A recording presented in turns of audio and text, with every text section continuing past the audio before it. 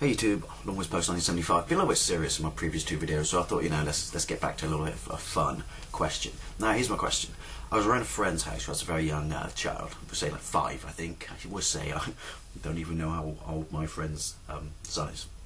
Shame on me. And he was playing Wii, and his dad turned to me, and my mate, and he said, it's a shame, isn't it? He looked at his son and said he's going to get to experience and see all kinds of absolutely amazing, incredible, state-of-the-art systems we could only dream of as kids. And he said that he was actually quite jealous, in a sort of, in a kind of funny way. And first of all, mate, I don't plan on popping off that soon, so hopefully I will get to experience some of these incredible, systems that are, years away from now. But I thought, well, no.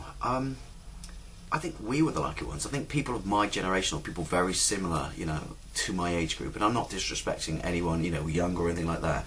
Just talking about, my memories, nostalgic memories in particular, of my video game history, or my life as a gamer.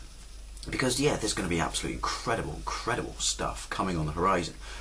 And the question I want to ask, by the way, inspired by this, is, if you could change it, would you change your gaming history?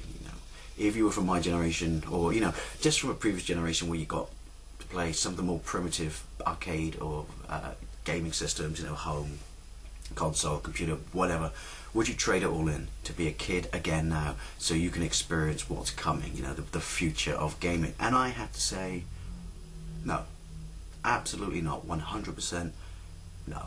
I think he got it wrong, and that my generation got to experience the truly most exciting time in games. We got to experience the evolution of gaming, the evolution of a culture, the birth of something absolutely brand new, something very exciting. And I wouldn't trade that in for the world. I mean, I'm not the oldest person, there were games around before me, but I was born in 1975. Hence the title.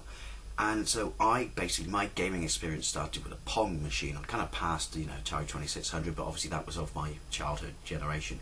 And then I went on to the Spectrum, and then from the Spectrum I went on to the Spectrum Plus, then the Spectrum 1 to 8K, and then to a Master System, then to a Mega Drive, then a Super Famicom, PlayStation 1, there was Atari Lynx, there was a Game Boy along the way.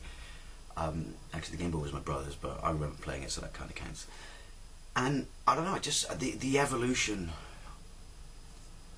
of this sort of, this market, of this culture, I love it. I have so many fond memories of it. It was just so exciting to be at the start, and then each subsequent upgrade or step was genuinely something, new and very impressive. And one of my favourite experiences ever was the mid to late 80s, and that was, we all loved the arcades. For many of us, the first time we saw a genuinely very impressive graphically or sonically, amazing game was basically, it was the arcades, wasn't it? And one of my favourite experiences ever was arcade ports, like from the likes of Ocean, Imagine, Elite made some absolutely fantastic games. And these companies trying, buying the rights and trying to convert an arcade game into very limited, architecture, very basic systems, and yet somehow pulling it off. Sure, it wasn't, graphically as impressive as the arcade game, but if they could get somehow some of the essence in that game, of the game you absolutely loved in amusements, you loved it, you were quids in. I generally loved this period so much. Games like Commando, R-Type, Shinobi, the greatest games. Can't think of any games right now. Marble Madness, Gauntlet, stuff like that. Playing that at home was a real buzz. Playing a game that you only got to play when you went on holiday with your parents in a seaside town, and then getting to play it at home, on whether it was on your Spectrum or your Master System or an Amstrad or Commodore or anything, with the 8-bit systems, it was generally very impressive. It was exciting. It made you proud to be a gamer.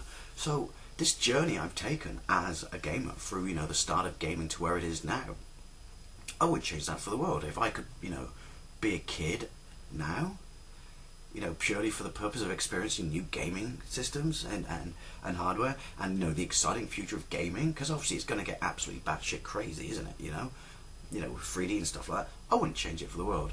I think that it was my generation that got to experience, you know, the most exciting time in games, the evolution or the birth of an industry, you know, scratching away in its small state that it was to the absolute, you know, behemoth that it is now. So yeah, my question to you is, if you could trade in your gaming history from whenever it was to start again now, you know, as a child, to experience what is to come, would you do it? Would you do it? As I said, I wouldn't. My ride to where I am now, gaming, has been a blast, and I wouldn't change it for the world. Anyway, I'll see you later.